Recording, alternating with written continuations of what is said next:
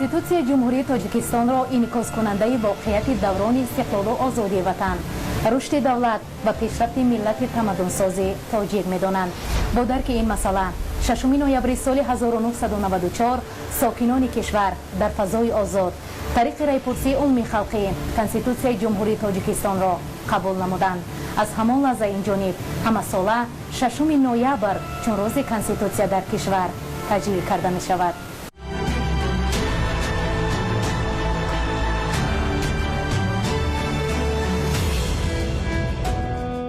بینندگان عزیز، راجع به قبول این حجت مهم سرنوشت‌ساز ملت تاجیک می‌خواهیم با مدیر کاتدرای حقوق صاحبکاری و تجارت دانشگاه ملی تاجیکستان، دکتر علم‌های حقوق شناسی پروفسور سنگین افدانیار شاه محمدویچ صحبت خاصه انجام دهیم. خب کنستیتوسیای جمهوری تاجیکستان 6 نوامبر سال 1994 طریق رایپرسی عمومی خلقی قبول گردید و به آن 3 مراتبه سال 1999 سال 2003 و سال 2016 توسط رایپرسی عمومی خلقی تغییر و الوه ها وارد کردند که وارد شدن تغییر و الوه ها در بخشنامه ملت در چی است؟ کنستیتوسیا همچون قانون اساسی دولت مقرر کننده حقوق آزادی انسان و شهروند، معین کننده حالت حقوقی مقامات های دولتی و در مجموع مشخص کننده حیات حقوقی کشور می باشد و وقتی که سال 1994 کنستیتوسیای کشور قبول گردید در یک فضای جنگ شهروندی بود و از این رو بعضی مقررات های آن تا به آخر تکمیل نیافته بودند. از این رو از سببی که سال 1997 ما با وحدت ملی رسیدیم، در جامعه مناسبت های صلح و ثبات استوار گردیدند، دولت جهت پیشبرد فعالیت خود و مقامات های دولتی یعنی تجزیه حاکمیت و مکمل گردانی صلاحیت آنها سر و کار گرفت، ضرورت به تغییر لایحه‌های کنستیتوسیای کشور پیش آمد. باید تاکید نمود که تغییر لایحه‌های سال 1999 2003 و 2016 یک قطار مسئله ها را فرا می گرفتند و آن را می توانیم ما به 2 جنبه جدا نماییم. جنبه اول مطابق نمودن معیارهای کنستیتوسیای جمهوری تاجیکستان و واقعیت حیات کشور بود. یعنی از سال 1994 تا سال 2016 اقتصادیات پیش رفت، وضع اجتماعی مردم خوب شد، اینچنین در سطح بین المللی سندهای بین المللی قبول گردیدند که باید به کنستیتوسیای کشور ما تغییر لایحه‌ها وارد کرده میشد و در کنستیتوسیا همچون قانون اساسی دولت استانداردهای بین المللی مطابق کرده میشدند. از این رو من اندیشه دارم که تغییر لایحه‌هایی که در کشور ما به وجود آمدند آنها برای مکمل نمودن حیات حقوقی کشور، برای تکمیل بخشیدن حقوق آزادی انسان و شهروند و اینچنین رشد بخشیدن ساحه‌های خواجگی خلق را افاده کردند. کنستیتوسیای جمهوری تاجیکستان یکی از سندهای مهم دولتداری تاجیکان به حساب می رود و این لحظه می خواستیم راجع به ترتیب جای داده شده ماده و بابهای این سند مهم حقوقی معلومات می دادید. یعنی با نظر داشتی چی آنها جایگذاری شدند؟ باید تاکید نمود که هر یک سند معیاری حقوقی دارای ساخت ترکیبی خود می باشد و ساخت ترکیبی از مقررات های مشخص عبارت است. از این رو کنستیتوسیای جمهوری تاجیکستان از مقدمه 10 باب و 100 ماده عبارت است. باب اول فراگیری اساسهای ساختار کنستیتوسیونی، باب دوم حقوق و آزادی وظیفه‌های انسان و شهروند، باب سوم مجلس عالی، باب چهارم پرزیدنت و همین طریق 10 باب پی در پی هم حالت حقوقی شخصان از جمله انسان و شهروند را فرا میگیرند، هم وضع حقوقی مقامات‌های دولتی از جمله حاکمیت اجرایی، قانونگذار و سودی را فرا میگیرند و باب دهم کنستیتوسیا تغییر لایحه‌های کنستیتوسیای جمهوری تاجیکستان داخل دارد که 2 معیار را در بر گرفته است. یکم حالت وارد نمودن تغییر لایحه‌ها و دوم منع بودن مقررات عاید به وارد کردن تغییر لایحه‌ها. پس از این معلوم می‌گردد که برابر سندهای دیگر کنستیتوسیا دارای ترکیب خود می باشد و آن از باب و ماده های عبارت است. باید تاکید نمود که هر یک ماده کنستیتوسیا به حیات کشور رشد بخشیده ایستاده است. аз ҷумла моддаи якум ки тоҷикистонро ҳамчун давлати соҳиби ихтиёр демократӣ ҳуқуқ бунёд дунявӣ ягона иҷтимоӣ муқаррар намудааст барои моддаҳои минбаъдаи конститутсия онҳо такмил мебахшанд. аз ҷумла бояд таъкид намуд ки давлати ҳуқуқбунёд маънои волояти ҳуқуқро дар ҷомеа дорад ва аз ин муқаррарот баромада боби дуюм ҳуқуқ озодии инсон ва шаҳрванд қабул шудааст ва дар он ҳуқуқҳои иқтисодӣ иҷтимоӣ фарҳангӣ сиёсӣ дарҷ ёфтаанд. аз ҷумла дар моддаи панҷуми конститутсияи ҷумҳурии тоҷикистон ҳуқуқҳои шахсӣ ё ин ки ҳуқуқҳои фитрӣ ҷой дода шудааст. инсон ҳуқуқ озодиҳои он арзиши олӣ эътироф гардидааст ё ин ки дар бобҳои дигар ҳамин муқаррарот яъне асосҳои сохтори конститутсионӣ бо механизмҳои мукаммал пай дар пай мушаххас гардидаанд ва барои танзими муносибатҳои алоҳидаи ҷамъиятӣ равона шуданд.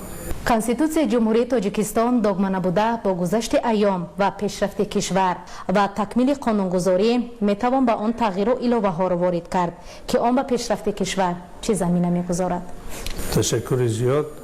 воқеан имрӯз дар назари ҳуқуқ байни олимон андешаи маъмуле ҷой дорад ки ҳама гуна қонун бояд ба манфиати ҷомеа ва аъзоёни он қабул карда шавад ва дар муқаррароти худи конститутсияи кишвар дарҷ гардидааст ки қабули қонунҳо барои муайян кардан барои муқаррар кардан ва барои рушд бахшидани ҳуқуқу озодии инсон ва шаҳрванд равона гардидааст.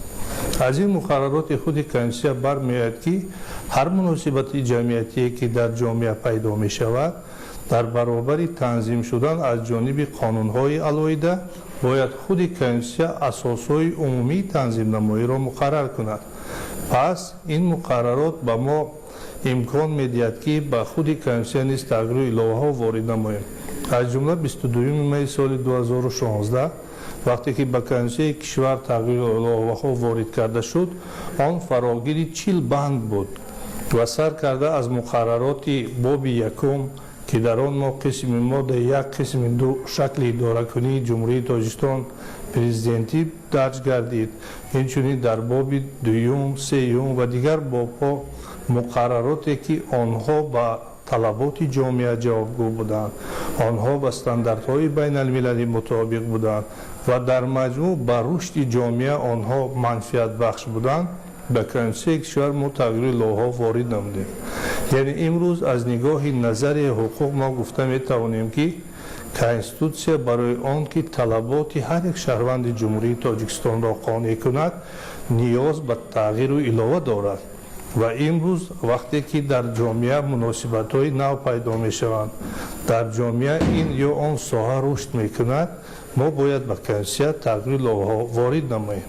конститутсияи ҷумҳурии тоҷикистон ҳамқадами соҳиби истиқлолии кишвар буда ба рушду пешрафт ва сатҳу сифати зиндагии мардум дар чаҳорчӯбаи қонунҳои амалкунандаи кишвар чӣ таҳаввулотеро дар самти қонунгузорӣ гузошт.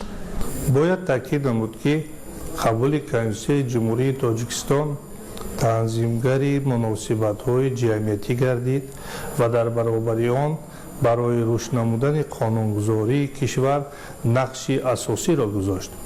чунки имрӯз агар мо таҳлил намоем баъд аз қабули конститутсияи ҷумҳурии тоҷикистон дар кишвари мо беш аз 350 қонун ва 22 кодекс қабул гардид. дар баробари ин ҳазорҳо санадҳои меъёри ҳуқуқии зерқонуние қабул гардиданд ки онҳо ин ё он соҳаи муносибатҳои ҷамъиятиро танзим мекунанд ва ман мехостам баъзе аз муқаррароти конститутсияи кишварро бо назардошти рушди соҳа мавриди таҳлил қарор диҳам. аз ҷумла дар моддаи якуми конститутсияи ҷумҳурии тоҷикистон омадааст ки тоҷикистон давлати иҷтимоӣ буда барои ҳар кас шароити зиндагии арзанда ва инкишофи озодонаро фароҳам меорад. барои такмил бахшидан ва муқаррар кардани механизми амалинамоии ҳамин модда дар ҷумҳурии тоҷикистон имрӯз як қатор соҳаҳое амал мекунанд ки бевосита барои рушди ҷомеа ва таҳким бахшидани ҳуқуқу озодии инсон ва шаҳрванд онҳо заминагузоранд. аз ҷумла ҳамчун сарчашма моддаи 1 ба рушди ҳуқуқи таъминоти иҷтимоии ҷумҳурии тоҷикистон замина гузошт.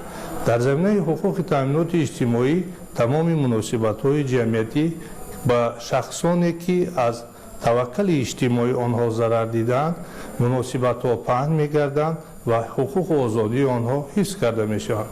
аз ҷумла имрӯз ҳар як шаҳрванд дар ҷумҳурии тоҷикистон ҳуқуқ дорад ки нафақа гирад ё ки шахсе ки дар фаъолияти меҳнатӣ қарор дорад тибқи суғуртаи иҷтимоии давлатӣ ҳуқуқ дорад ки аз кӯмакпулиҳои гуногун истифода барад, аз ҷумла кӯмакпулӣ барои бекорӣ, кӯмакпулӣ барои беморӣ ва гайра. инчунин таъкид намудан зарур аст ки яке аз ҳуқуқҳое ки имрӯз дар конститутсияи кишвар муқаррар шудааст ва он фарогири моддаи 12 ва 32 конститутсияи ҷумҳурии тоҷикистон мебошад, ҳуқуқ ба моликият аст, ҳуқуқ ба озодии фаъолияти соҳибкорӣ аст. ва имрӯз тавассути телевизион мо ҳар рӯз аз иқдомҳои хайрхоҳонаи соҳибкорон дидан менамоем ва онҳо барои рушд намудани фаъолияти худ заҳматҳои зиёд мекашанд, барои пешрафти соҳаи иҷтимоии кишвар саҳмгузорӣ доранд ва мувофиқ қонуни ҷумҳурии тоҷикистон дар бораи ҳимоя ва дастгирии давлатии соҳибкорӣ онҳо аз як қатор ҳуқуқҳо ва кафолатҳои давлатӣ бархурдоранд. ё ки имрӯз кодекси граждании ҷумҳурии тоҷикистон барои ҳифзи ҳуқуқи моликияти шаҳрванд ҳангоми зараррасонӣ ҷуброни зарари моддӣ ва маънавиро пешбинӣ мекунад. инчунин бояд таъкид намуд ки ҷиҳати таъмин намудани ҳуқуқи инсон ба меҳнат моддаи 35 муқаррароти дахлдорро дорад, аммо мукаммалтар кодекси меҳнатии ҷумҳурии тоҷикистон қабул гардидааст ки пурра фарогири ҳуқуқ ва ӯҳдадории корманду корфармо мебошад. яъне имрӯз ҳар кас ҳуқуқ дорад дар асоси шартномаи меҳнатӣ фаъолият кунад, музди меҳнат гирад, инчунин аз рухсатиҳо истифода барад. яъне конститутсия баробари муқаррар кардани меъёрҳои алоҳида ба рушди ҳуқуқи инсон замина гузошт ва ин ҳуқуқи инсон боиси пешрафти ҷомеаи мо гардид. хуб, конститутсияи амалкунандаи кишвари мо дар қатори 100 конститутсияи пешрафтаи кишварҳои ҷаҳон дар мақоми шоиста қарор дорад. мехостам атрофи ин ҳуҷҷати муҳими давлатдорӣ фикри худро баён медоштед. воқеан имрӯз вақте ки нисбат ба муқаррароти конститутсияи ҷумҳурии тоҷикистон олимон фикру андешаҳои худро баён мекунанд ё ин ки мутахассисони сатҳи байналмилал меъёрҳои онро мониторинг мекунанд ба як хулосае меоянд ки ҳангоми таҳия кардани конститутсияи ҷумҳурии тоҷикистон тамоми кафолатҳои ҳуқуқӣ нисбати шаҳрванд нисбат ба инсон дар конститутсия ҷой дода шудааст. дар баробари он конститутсия тамоми муносибатҳои ҷамъиятиро бо назардошти рушди онҳо фаро гирифтааст. инчунин бояд таъкид намуд ки меъёрҳои зиёди он ба ҳуқуқу озодии инсон ва шаҳрванд бахшида шудаанд. ин се талабот ё унсури баҳодиҳанда боиси он гардид ки имрӯз конститутсияи ҷумҳурии тоҷикистон яке аз конститутсияи беҳтарин эътироф шуд ва ҳар як конститутсие ки беҳтарин эътироф мегардад дар ҷомеа мавқеу манзалати он аз ҷониби худи мардум баҳо дода мешавад. аз муқаррароти худи конститутсия бармеояд ки ҳуқуқу озодии инсон ва шаҳрванд дар конститутсия дарҷ гардиданд ва инсон метавонад онро бевосита истифода барад. яъне агар имрӯз конститутсияи мо муқарраркунандаи кулли ҳуқуқу озодии инсон ва шаҳрванд бошад, дар баробари он меъёрҳои онро навобаста аз қонунҳои дигар ҳар як шаҳрванди тоҷикистон метавонад дар ҳаёти ҳаррӯзаи худ татбиқ намояд. пас ин муқаррарот, ин гуфторҳо ва баҳодиҳии мутахассисони сатҳи байналмилал воқеан далели беҳтарин конститутсия ва муқарраркунандаву танзимкунанда будани конститутсияи ҷумҳурии тоҷикистон аст. хуб, дар арафаи таҷлили рӯзи конститутсияи кишвар қарор дорем. шумо ҳамчун ҳуқуқшинос ба шаҳрвандони кишвар чӣ пешниҳод доред? воқеан вақте ки мо шумо аз муқаррароти конститутсияи ҷумҳурии тоҷикистон сухан кардем, андешаи мутахассисони сатҳи байналмилалро баён кардем, онҳо ҳама таъкид намуданд ки имрӯз конститутсияи ҷумҳурии тоҷикистон яке аз беҳтарин конститутсияҳост. меъёрҳои мукаммалро фарогир аст ва тамоми вазъи ҷомеаро ба инобат гирифтааст ва танзим менамояд. پس امروز من اندیشه دارم که برای باز هم بلند کردن سطح معرفت حقوقی شهروندان جمهوری تاجیکستان پیش از همه هر یک شهروند باید از مقررات کنستیتوسیا برخوردار شود، یعنی داند که آن کدام ماده ها را فرا میگیرد، تنظیم کننده کدام حقوقهای آنها است. و بعدا میخواستم به هر یک شهروند جمهوری تاجیکستان مراجعت کرده تاکید نمایم که ما از بردباری خود استفاده میبریم. ما در مناسبت‌های جمعیتی دائم از حقوق‌های خود استفاده کرده افتخار مینماییم.